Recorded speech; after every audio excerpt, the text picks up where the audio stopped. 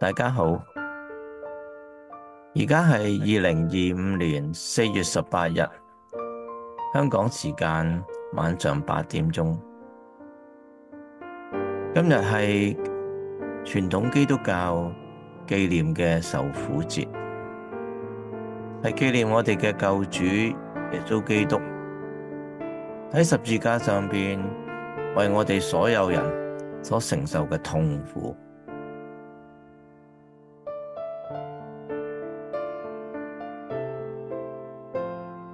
耶穌基督佢當年第一次道成肉身降臨人間，為嘅就係要用佢自己嘅鮮血去洗淨我哋所有人嘅罪，去拯救我哋，讓我哋得着呢份最大嘅恩典、最大嘅救恩。等我哋可以同我哋嘅阿爸天父恢復兒子女兒嘅關係。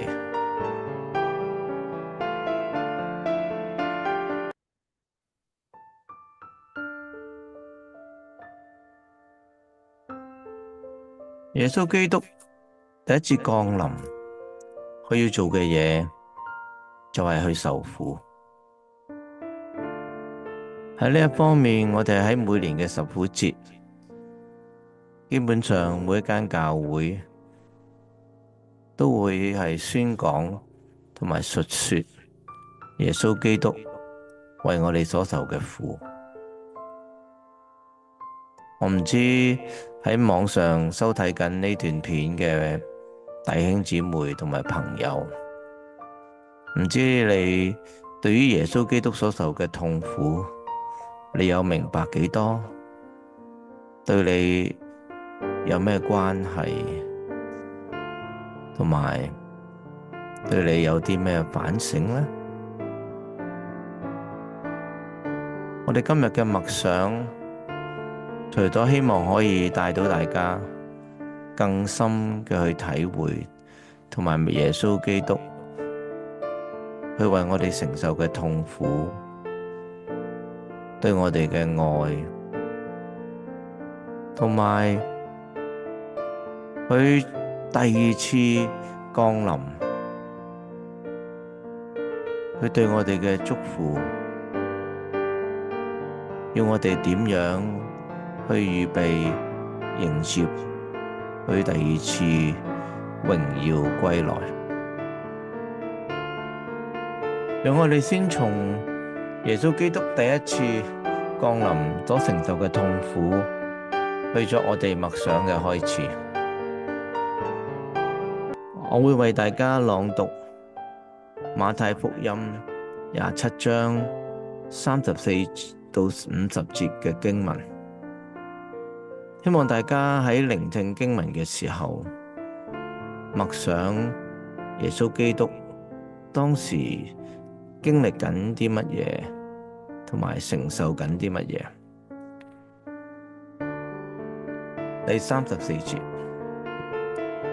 兵丁拿苦膽調和的酒給耶穌喝，他嘗了就不肯喝。他們既將他釘在十字架上，就拈歸分他的衣服，又坐在那裡看守他，在他頭以上安一個牌子，寫着他的罪狀，說：這是猶太人的王耶穌。當時有兩個強盜和他同釘十字架，一個在右邊，一個在左邊。從那裡經過的人譏誚他，搖着頭說：你這拆毀聖殿3日又建造起來的，可以救自己吧！你如果是神的兒子，就從十字架上下來吧。祭司長和文士並長老也是這樣戲弄他，說：他救了別人，不能救自己。他是以色列的王。現在可以從十字架上下來，我們就信他。他倚靠神，神若喜悅他，現在可以救他，因為他曾說：我是神的兒子。那和他同釘的強盜也是這樣的譏嘲他。從正午到申初，遍地都黑暗了。約在申初，耶穌大聲呼喊說：以利，以利，拉馬撒巴各大利，就是說，我的神，我的神，為什麼離開我？站在那裏的人，有的聽見就說：這個人呼叫以利亞啊！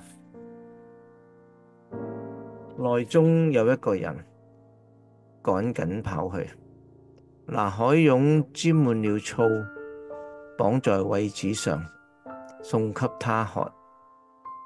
其餘的人說：且等着，看以利亞來救他不來。耶穌又大聲喊叫，氣就斷了。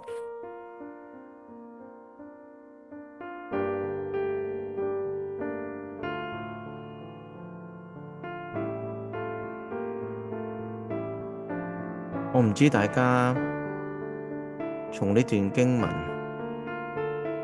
感唔感受到耶穌基督當時所承受嘅痛苦。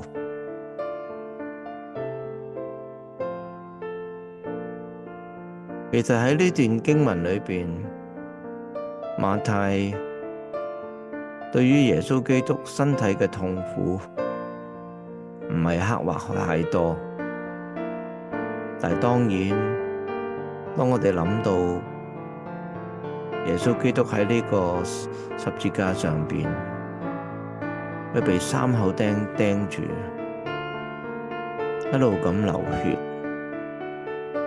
每一節嘅呼吸，佢哋都好用力咁用對腳忍住個釘釘住佢嘅痛苦。好辛苦，好辛苦，先至能夠撐起身，唞一啖氣，然後又跌返落嚟，又經歷手同埋腳嘅痛，然後再需要呼吸嘅時候，又再需要經歷咁辛苦嘅過程。但係呢啲都未算痛苦，我哋睇到馬太好着意嘅描繪喺佢身邊嘅人對耶穌多方面嘅譏誚、嘲笑、辱罵，呢心靈上嘅痛苦，其實唔會輕得過肉體上嘅痛苦。耶穌基督一句都冇反駁，一句都冇回應，只係默默咁承受。大家有冇諗過？佢本來係高坐在高天寶座上嘅嗰位，佢係唔需要，亦都從來冇經歷過呢啲痛苦，心靈同埋肉體嘅，但係竟然嚟到呢個世界，經歷咗咁大嘅痛苦，其實係為咗咩呢？希望大家喺呢一方面去好用心咁去感受同埋思考。以下落嚟，我會用一首詩歌《苦難之路》去帶大家更加深入嘅去默想耶穌基督當時嘅經歷。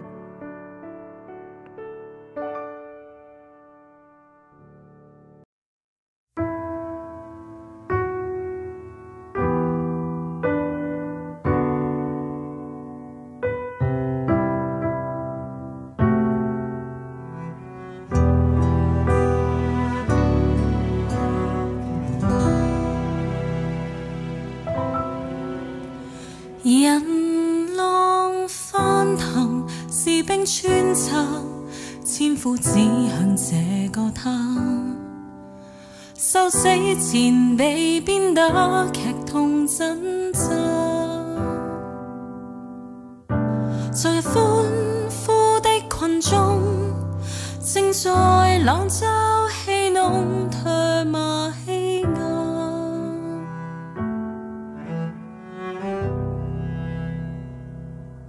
遍體傷痕，額角淌血，荊棘冠冕正刺穿，承受世人罪債的沉重身影。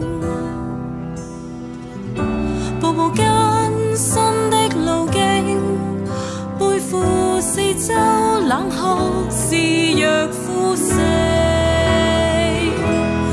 榮耀君王救主基督，性命以十架結束，無罪羔羊何故遭宰殺凌辱？全為愛不退半步，決定走上苦難之路。殘酷傷害無悔經過，作犧牲，正為你我。遍體傷痕，額角淌血，荊棘冠冕正刺穿，承受世人罪債的沉重身影。步步艱辛的路徑，背負四周冷酷肆虐呼聲。榮耀君王救主基督，性命以十架結束，無罪羔羊何故遭宰殺凌辱？全為愛不退半步，決定走上苦難之路。殘酷傷害無悔經過，作犧牲，正為你我。殘路被血洗，實踐神大計，無枷鎖罪救恩，法治各國產。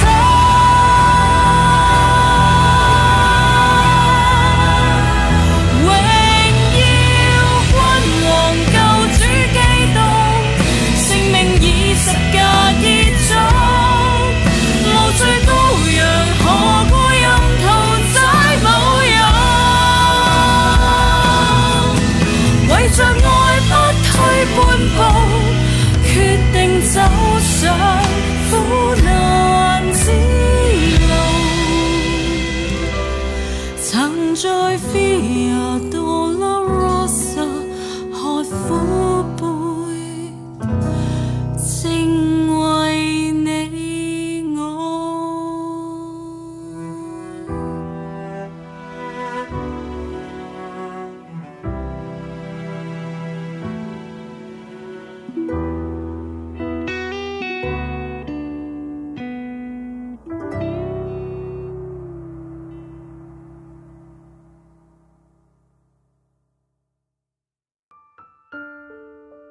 喺馬可福音裏邊，耶穌曾經3次預言自己受難同埋復活。喺第8章31到33節，從此他教訓他們說：人子必須受許多的苦，被長老、祭司長和文士棄絕，並且被殺，過3天復活。耶穌明明的說這話，彼得就拉着他勸他。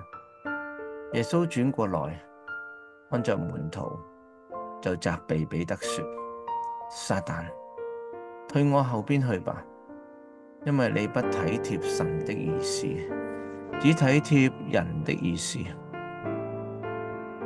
9章30到32節。他們離開那地方，經過加利利。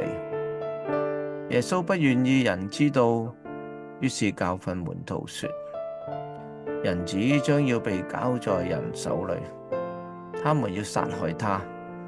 被殺以後，過3天他要復活。門徒卻不明白這話，又不敢問他。10章32到34節。他們行路上耶路撒冷去，耶穌在前途走，門徒就稀奇，跟從他的人也害怕。耶穌又叫過12門徒來，把自己將要遭遇的事告訴他們說：看啊，我們上耶路撒冷去，人子將要被交給祭司長和文士，他們要定他死罪，交給外邦人。他們要戲弄他，吐唾沫在他臉上，鞭打他，殺害他。過了3天，他要復活。門徒卻不明白這些話，又不敢問他。所以當耶穌面臨苦難嘅時候，嗰啲門徒係四散逃避。彼得3次不認主耶穌。後來呢啲門徒親自見證耶穌基督復活，同埋上帝透過聖靈親自保守佢哋，佢哋就脫胎換骨，勇敢咁樣面對逼迫同埋苦難。喺五旬節，佢哋經歷聖靈澆灌，聖靈加添佢哋嘅能力，更新佢哋，同埋賜俾佢哋恩賜，使到佢哋可以無視各種困難去傳教同埋建立教會，甚至到後來佢哋殉道都唔怕。佢哋咁樣做，成功建立到基督信仰，等我哋今日都可以蒙恩得救。但係基督徒係咪就咁就安枕無憂，快快樂樂地生活下去？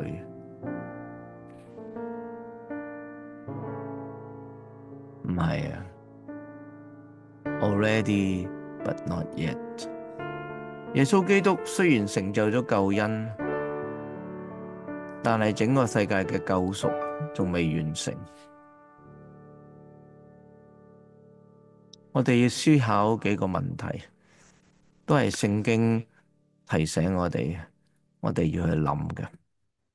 得救嘅人數夠晒未呢？天父嘅國降臨喺地上未呢？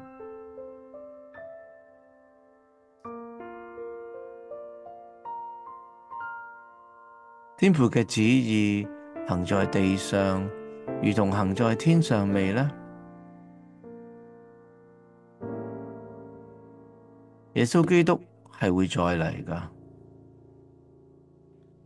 喺約翰福音14章2到3節，耶穌咁講：在我父的家裏有許多住處，若是沒有，我就早已告訴你們了。我去原是為你們預備地方去。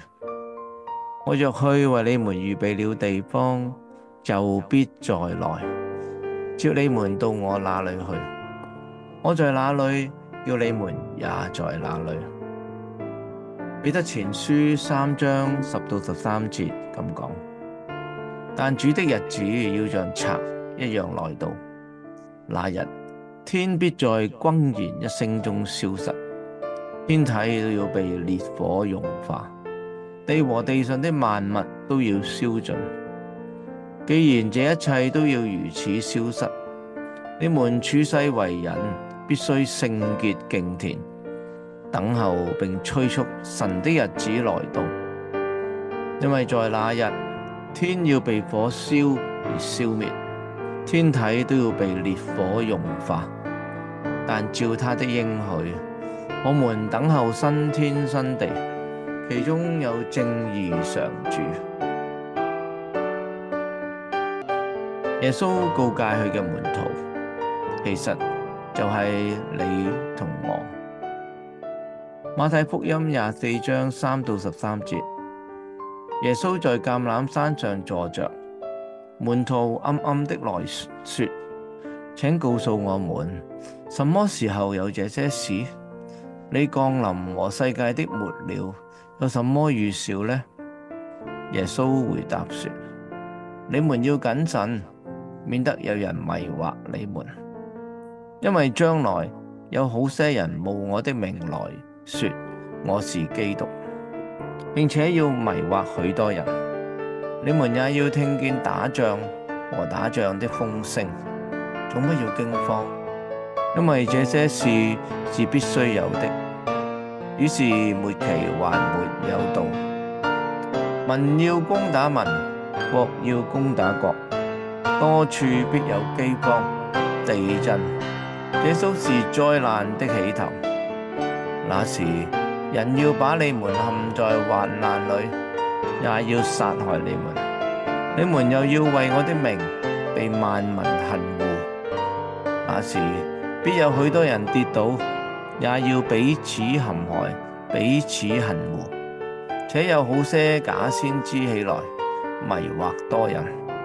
只因不法的事增多，許多人的愛心才漸漸冷淡了。唯有忍耐到底的，必然得救。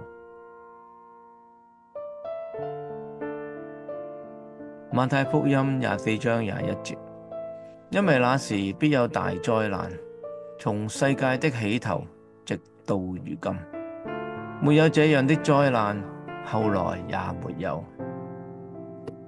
27節到31節，閃電從東邊發出，直照到西邊。人子降臨也要這樣，屍首在那裏，鷹也必聚在那裏。那些日子的災難一過去，日頭就變黑了，月亮也不放光，眾星要從天上墜落，天勢都要震動。那時人子的兆頭要顯在天上，地上的萬族都要哀哭。你們要看見人子有能力，有大榮耀，駕着天上的雲降臨。他要差遣使者，用號筒的大聲，將他的選民從四方，從天這邊到天那邊，都招聚了來。耶穌第二次降臨之前，係有大災難、大苦難臨到教會啊，臨到耶穌基督嘅教會，就係臨到你同我哋。我唔知大家有冇諗過，或者大家從來都冇諗呢個問題。耶穌基督喺佢上十字架之前，其實都已經多方提醒警告佢啲門徒，唔單止講佢喺耶路撒冷受害，更加講到將來佢第二次返嚟之前發生嘅苦難，提醒我哋要為將來呢啲苦難去預備，同埋咧為自己去裝備，去面對呢啲災難。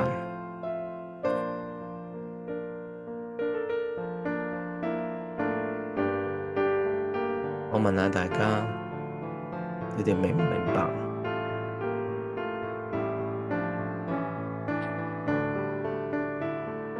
我哋接唔接受呢啲苦難呢？我哋有冇預備點樣去面對呢啲苦難呢？我哋應該點樣去準備？我唔知大家喺今日之前有冇諗過呢啲問題？我邀請大家睇下最近世界發生嘅事情。其實頭先耶穌基督講緊佢第二次返嚟會發生嘅一啲徵兆，其實陸陸續續一一嘅已經發生咗咯。其實喺耶穌返嚟之前嘅大災難，我相信好快就會開始。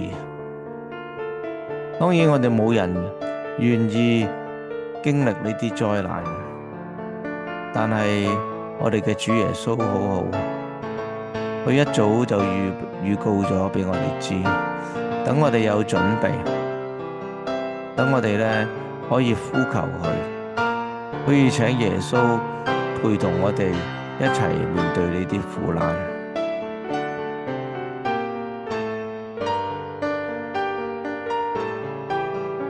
24章13節，耶穌俾我哋一個好緊要嘅應許，唯有忍耐到底的，必然得救。因為呢啲大災難、大苦難係前所未有，係好難頂。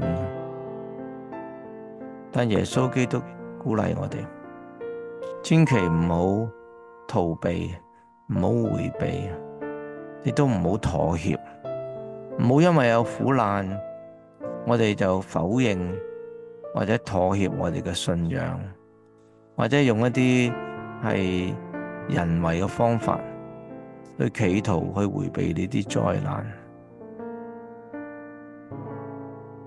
我哋唯一嘅方法就係靠着我哋嘅主耶穌基督，靠着聖靈，我哋去忍耐到底，然後我哋先至能夠得救。腓立比書4章13節，保羅俾我哋另一個應許，就係我靠着那加給我力量的，凡事都能作。呢個絕對唔係成功神學，而係講緊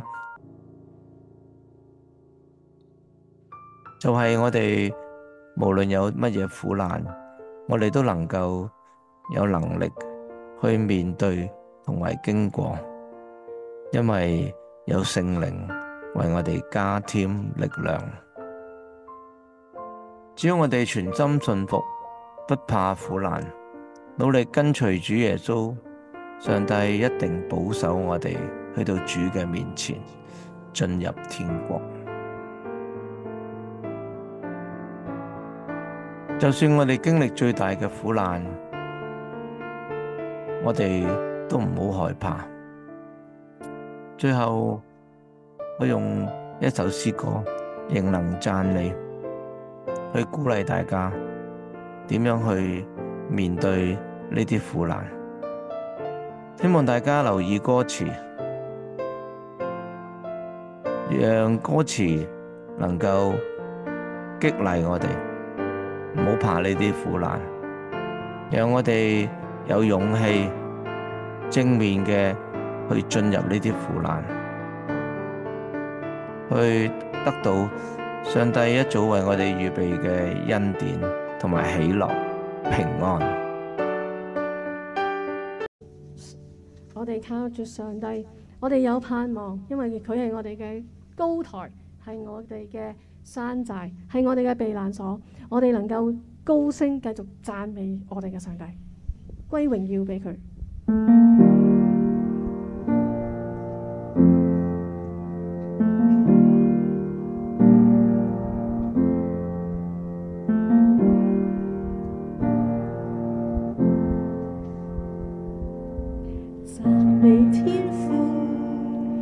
所有所得都只因你感謝，如所得榮耀都歸給你天父，你的愛願地都加給我深深讚美，全因相信你已編好結局，萬事出必有因，靠主永不全心感恩，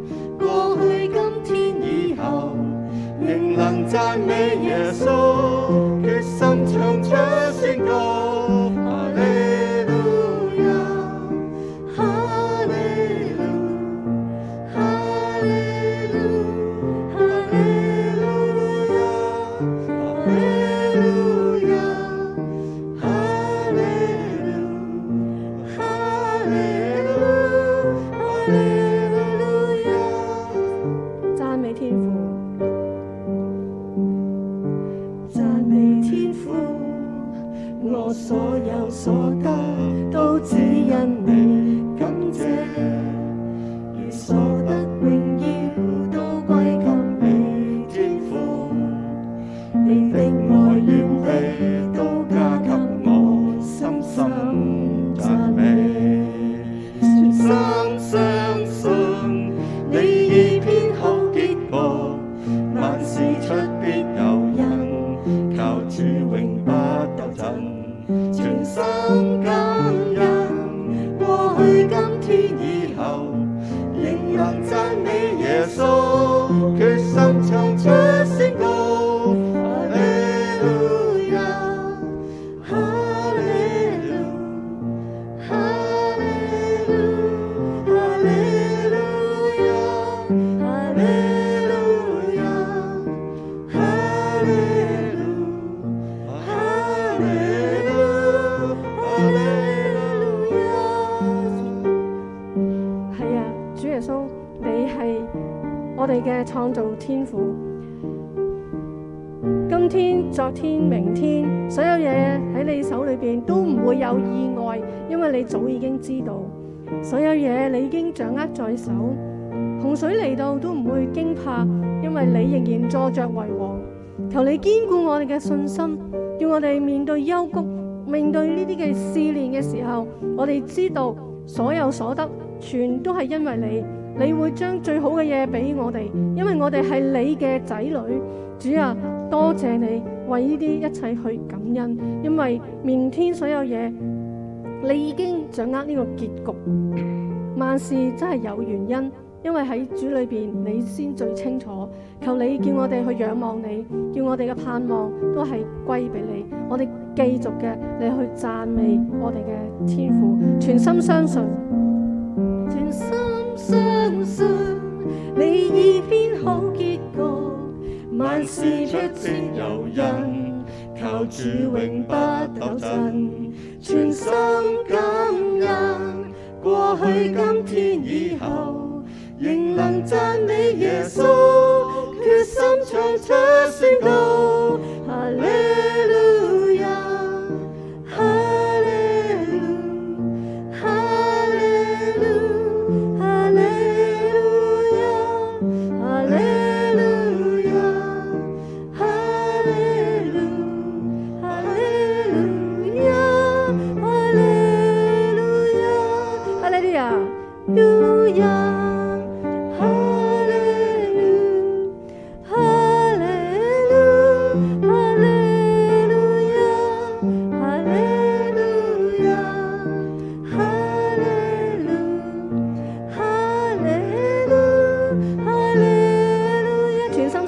全心相信你已編好結局，萬事出必有因，靠主永不鬥陣，全心感恩，過去今天以後，仍能讚美耶穌，決心唱出宣告，全心相信，全心相信你已編好結局，萬事出必有因，靠主永不鬥陣，全心相信，過去今天以後，仍能讚美耶穌，決心唱出宣告，哈利路亞，哈利路亞，哈利路，哈利路，哈利路亞，哈利路亞，哈利路，哈利路，哈利路亞。今日嘅分享完成之前，我再次提醒大家，我哋要去思考耶穌基督第二次榮耀歸來嘅時候，我哋將會經歷嘅苦難。願我哋能夠明白耶穌基督嘅心意。願我哋靠着聖靈，我哋接受呢啲苦難。讓聖靈帶領我哋去預備面對呢啲苦難。求聖靈都幫助我哋，讓我哋身心靈都能夠為耶穌基督第二次返嚟做最好嘅準備。願神賜福俾大家。